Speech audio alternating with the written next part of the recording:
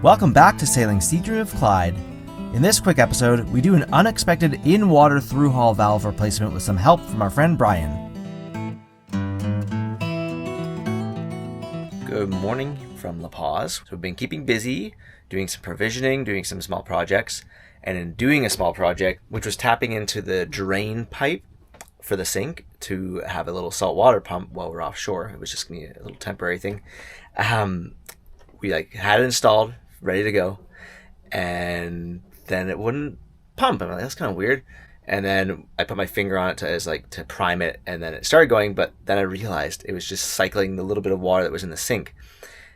And I realized at that point that the thru-hull had broke. Where the handle is, where it moves the ball valve, it just snapped inside there. So really unfortunate timing, because we're going to have to deal with this in the water.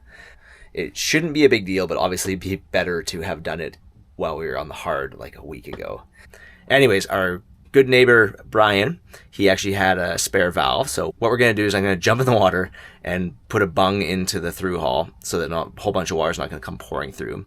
Watched a bunch of videos, and there's some people that just like whatever, they just open her up and let it go and let a bunch of water pour in for a second and get the new one on. And it should hopefully just be a matter of getting that thru-hull off and then putting the new one on and then putting the hoses on. So fingers crossed it goes easily. We'll see. Here's the new one Brian gave us. And here's the old guy in here. And as you see, here's where it's broken off, where it should spin. Doesn't look especially pink, but yeah, something happened. All right, so I'm heading into the water now to put a bung into the thru-hull. It's not cold out, but this is not my ideal swimming situation. Do what you gotta do, right? Better than being in the Pacific Northwest for this.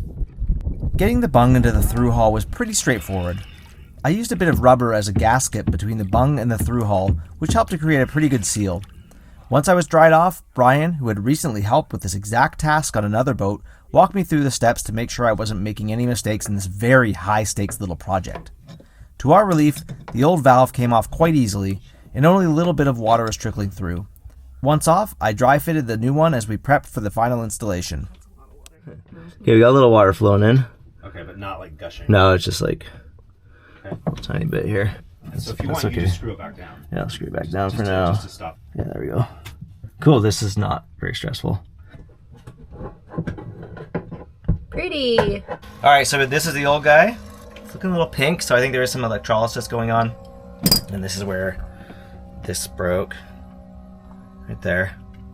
Anyways, we gotta get this barb fitting off because we're gonna reuse this bit. And then maybe we should replace it. We'll replace this at the next haul out. So we gotta get this guy off, and then we'll reuse it and put it onto the new ball valve, which is currently on there and holding the water out.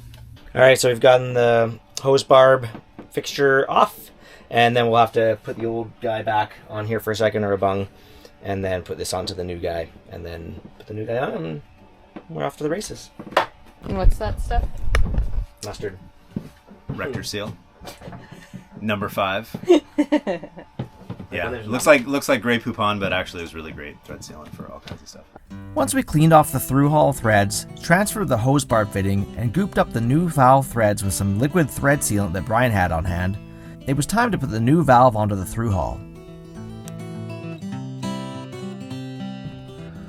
Okay, getting the new one back on here.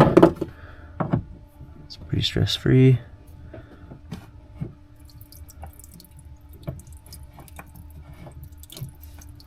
Close this now. Just keep going here. Okay, good. There we go. All right. And then we'll just tighten it a bit. And we're fixed. Okay, looks good.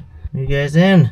And with our thanks from Brian, who's done thru-hull replacements before. I have. We're happy to have gotten his advice on some stuff he's learned while doing so. And now we just did a successful in-the-water Seacock replacement.